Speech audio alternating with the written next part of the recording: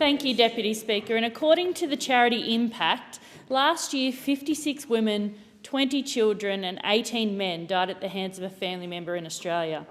On average, that is one every 4 days. Every 4 days in this country, somebody is killed by somebody who is meant to protect them, somebody who is meant to care for them, and somebody who is meant to love them.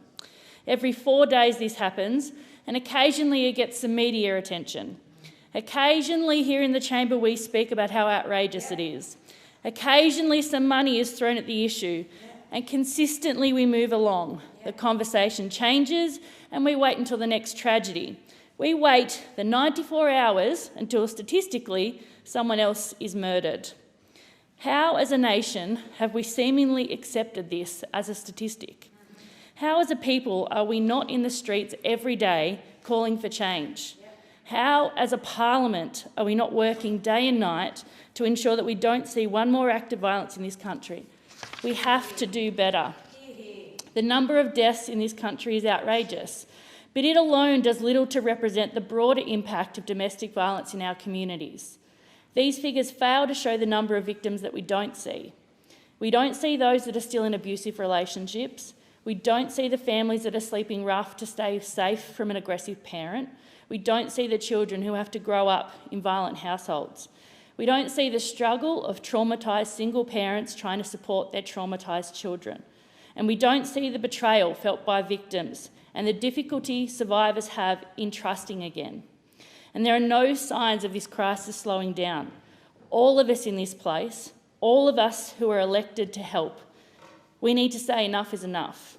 We must do better to support victims and prevent violence in our homes. I've been in contact with services available in my electorate. Women's Domestic Violence Court Advocacy Services, Auspice in my region through the Women's Resource Centre in Bega.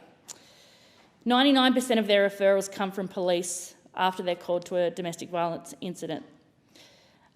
During the lockdown, they didn't see an increase in requests for help.